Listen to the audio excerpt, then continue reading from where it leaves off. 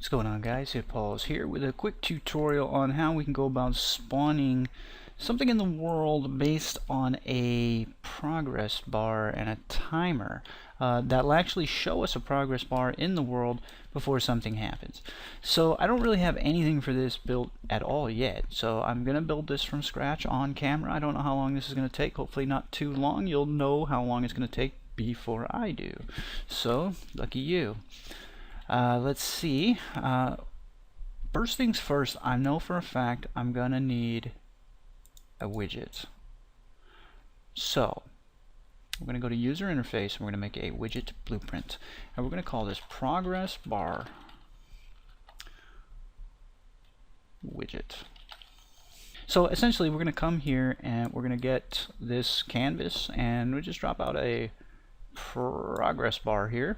We don't want it to really be all that huge, so I'm thinking it's going to be more like 50 and 5, fairly small, and we want to anchor it in the center. So then we'll just kind of move it somewhere near there too. It doesn't need to be perfect. I could do the math to go to fix this, but I don't really care. I'm just going to anchor it from the center right there. Actually, maybe I can even just zero that out, right? 0, 0. No. It needs to be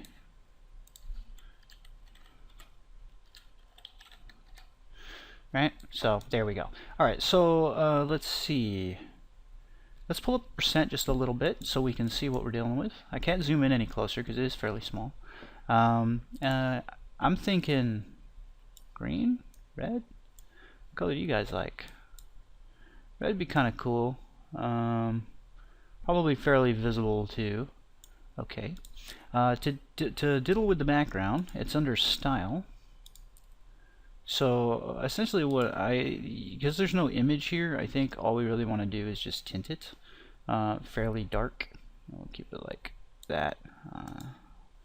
And let's see, we'll keep everything else the same. So it's going to look something like that as it fills up and down. It will go from 0 to 1 basically, like so.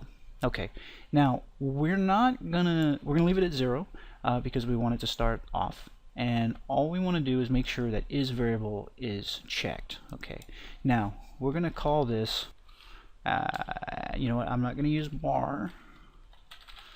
I'm gonna go progress slider just to differentiate, so I know for a fact that whether or not I'm sticking with the whole progress bar object widget thing, or whether or not I actually have access to this. That's important. Okay, so first person character has a bunch of crap. I'm just going to kind of keep it over here. We're going to hijack right mouse for this, I think. And I think what I'm going to do, because that's the thing, I don't really know what to do yet. I think what will happen is when I right mouse, I'm going to spawn, say, like a light or something right where I look, and then I will have a progress bar. Maybe the light will grow in intensity or something based on the progress bar, and then once it gets to a certain, once it fills up, maybe an explosion goes off, and we'll do a little, radial damage or something right there. For now, it can literally do anything. So I've been using it in my game for building like sandbags. So like whenever you place something down in the world and it has to build, I do the progress bar, and the progress bar matches up with a material parameter that just does a transitional spawn in wipe effect on some sandbags, and that's it. But in this case, like I say, the final result can be anything. We're gonna do, like a timed explosion. Okay, so we'll place down a bomb, and it'll have a little timer, and then it'll explode.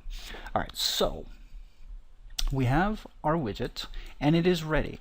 Essentially, all we need to do is drive percent from 0 to 1. That's all we got to do. We don't even need an event graph on this, because we can do it from outside. Now the other thing we need is an object to control this. Now you can do this in your first person character should you choose.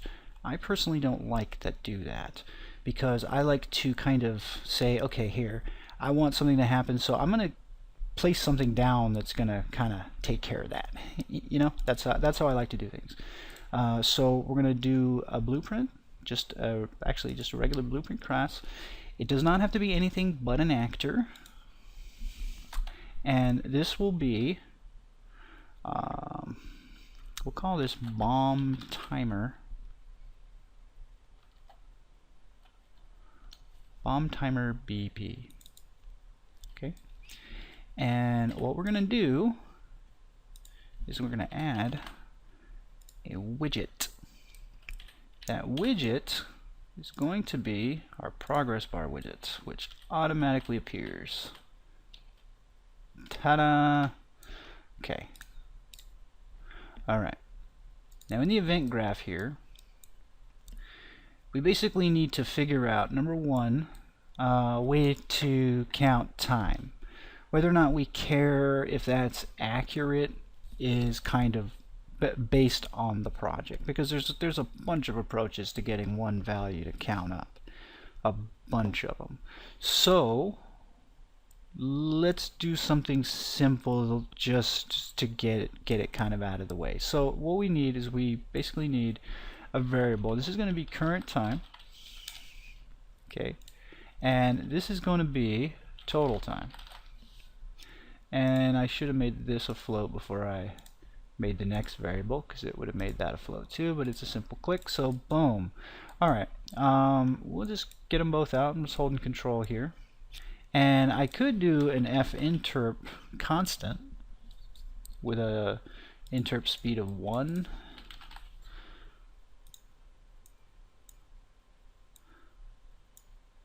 Oops. That would have been weird. However, this takes over. Now, in this case, I actually, to be honest with you, don't necessarily see a way around tick. I just don't. Because, let's throw current time on here so that now current time is currently counting up. Okay. And that's basically all we need to do to count. So this is a simple way. Total time can be anything. You could have your player determine that. You could do this. Let's not start with tick enabled. Just make a custom event, and we'll call this initialize. Okay, and then we'll say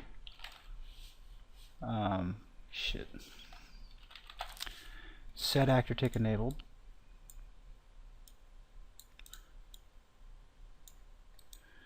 and let's actually add a float here for time.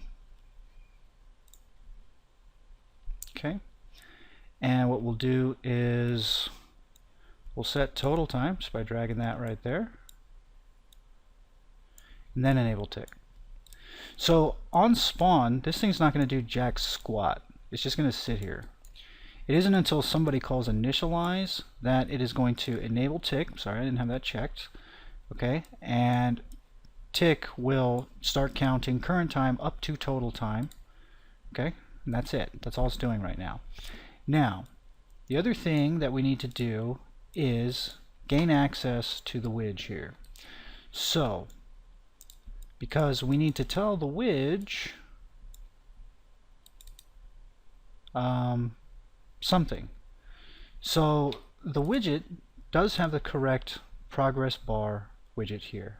However, if we come here to the progress bar widget and we look, remember we have the progress bar slider, right?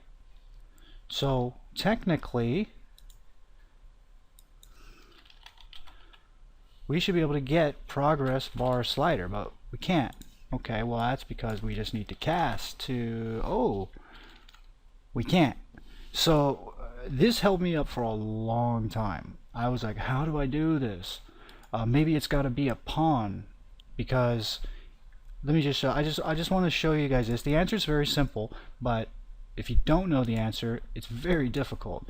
And the reason is because you might be trying to say get owner, but all you got is player, owning player, and owning player pawn. So I was like, oh well, this this got to be a pawn, you know, there's no way. And then I actually kind of pseudo got it to work, but I still couldn't get access to this thing from out there. I didn't know how to do that, no matter even if it was a pawn. So I had to put this on a bind that was constantly searching, which is essentially like a tick, which ticks anyway, but it forced me to do it here, and I really didn't want to do that.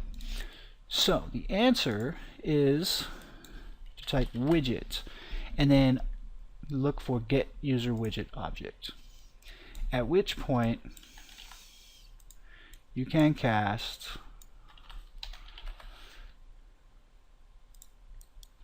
you can get progress slider, you can set %, and you can fire and control the widget. That's it. So this is the answer to all of anybody's problems if you are trying to gain access to this component widget here. You have to get user widget object first. It can be a little sneaky because everything else doesn't work. Now, the part of this I don't want to do on tick. I could convert to pure cast and avoid the execution pin here, but let's not be hasty. Let's do this on begin play.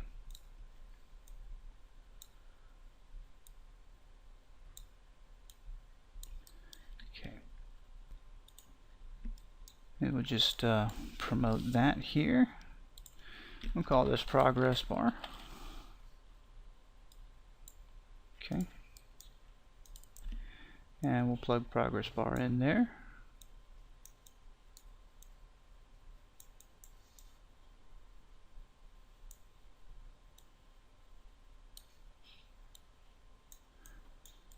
Okay. Now, this will count up, this will fill the bar. We haven't spawned this thing yet, by the way. But it will work, I think. But what we want to do is, while we're here, we might as well give ourselves a bit of an event. So let's grab each of these guys again. Let's exclamation mark equals for not equal float.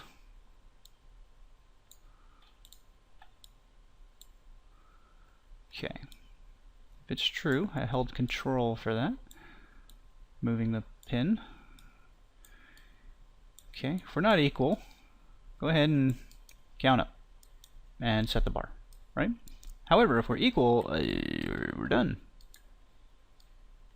So, at which point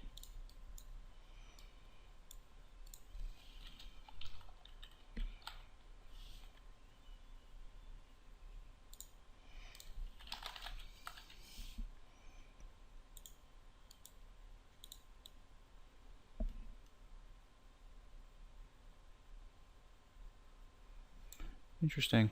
Is this actually here already? Can I really do that? Or do I have to do that first? Where the hell did this come from? Is this new? Is this 411? Or is this 410? I never saw that before. It just pops it out and it puts a little... It's replicated and everything? Huh. You got me. Well, I'm pretty sure we got to cast to first person character. Right here. I actually do believe that we can convert this to a pure cast.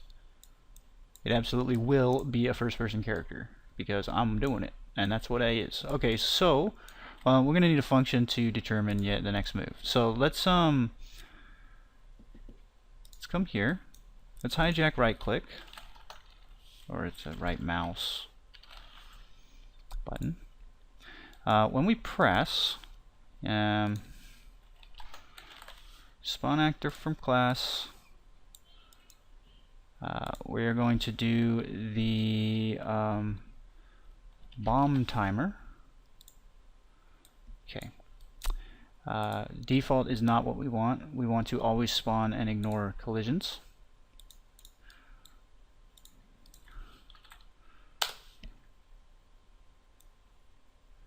Instigator is looking for a pawn, okay, and that is what we'll be because we're a character, which is a child of pawn. One of, at least. Owner, I don't really know if we know, but I do know that we send the same thing to it. Okay, so when we press that, we need to know where we're going to spawn it first. So, line trace by channel, I suppose. I'm going to go ahead and let it so that you can just spam these out. If you want to have a timer or ammo or whatever, if this is a real thing, you're going to have to manage that yourself. Sorry, because I'm not doing it. I'm just going to let you do as many as you want, because I am generous.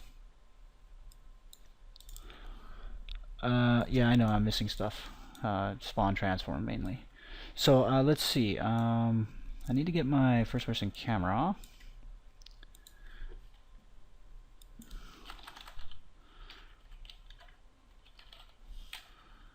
Go ahead and get the forward vector off of that, and let's get the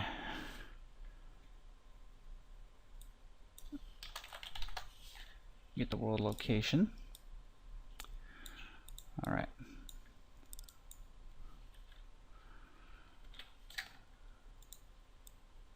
Oops, dang it. You actually want to multiply this by a float.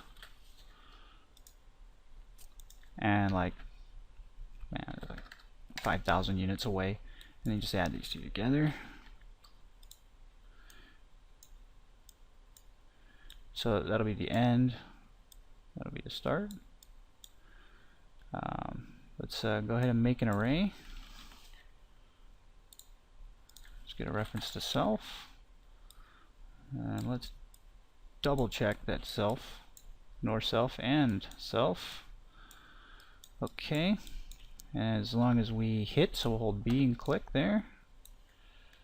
Pull that over with Control, and we'll throw that up there. Let's pull this down. Okay, so we didn't hit anything. We don't care to do anything. We're going to spawn this here at the broken hit result of the impact location or point. It really doesn't matter. What we can do is we can split that. Now this is going to put the progress bar basically like right in the ground, because if we look at our bomb timer, our progress bar is right in the ground. Now we could pretty much solve that by determining how high we want this to be here, or we could do it here, right there. So I don't know, whatever, and that should be good. So we'll compile and we'll hit save. Now that will spawn it at that location there. Now we need a custom event, so that was right mouse, and let's see, so we'll do custom event and we'll call this progress finished. Okay. Alright, so what we'll do is apply radial damage. We'll also spawn an emitter. Don't know what yet. If I compile, I'm gonna get errors. It's okay. We're gonna need origin here. Now it is actually gonna be location here. Let's go ahead and bypass that. So there's kind of two ways to do that, right? I could store it here and say set as bomb location, right? Or from here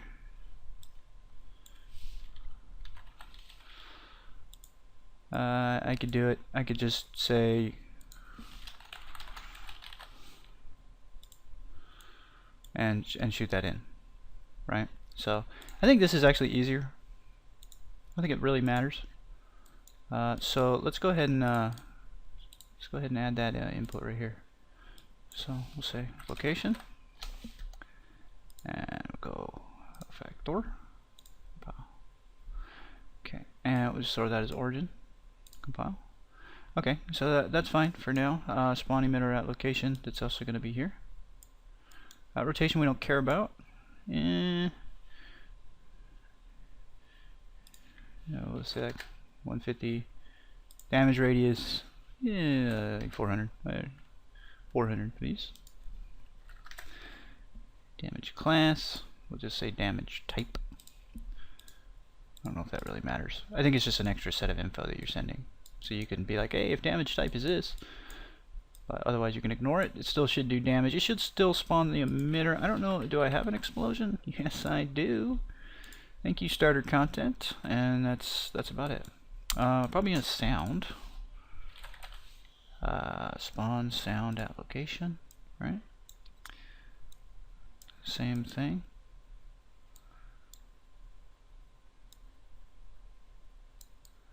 And explosion queue. That'll do it. Alright, so we come here. Notice that when I compiled, pop that in there.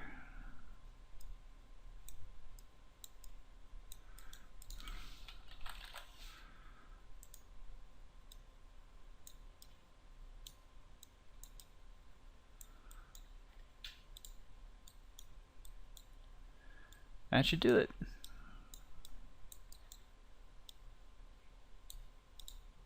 It'd be hilarious if it works on the first try. Okay, the bar ain't counting up. Oh, well, I know why. Forgot one last thing.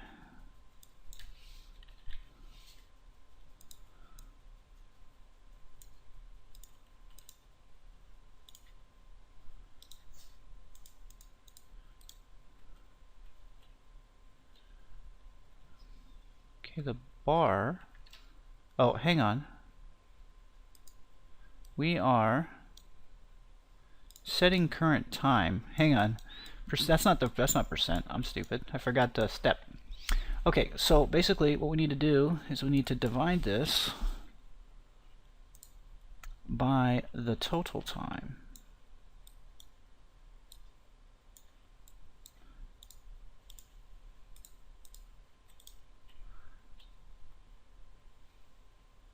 Okay, 1, 2, 3, boom.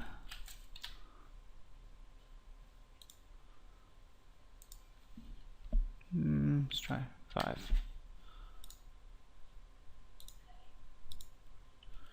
1, 2, 3, 4, 5, a boom.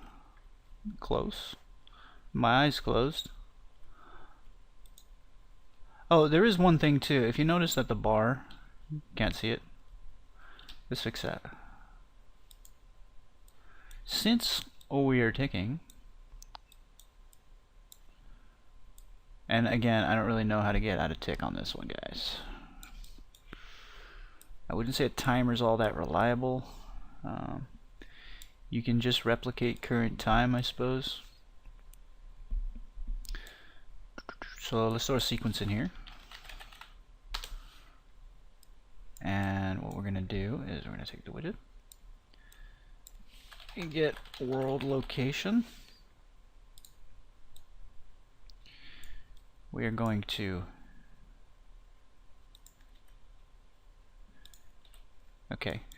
if you guys want to know what's happening here, I'm clicking this, I'm hitting Control W to duplicate it, and sometimes it's just deselecting it. And that happens to me like crazy. So I'm going to get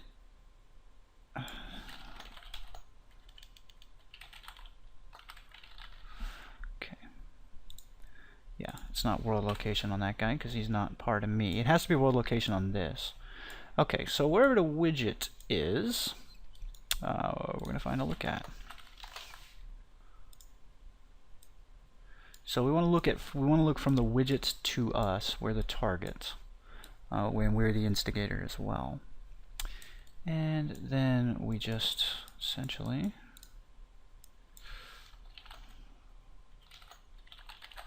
however, there is something here that's not going to go so well.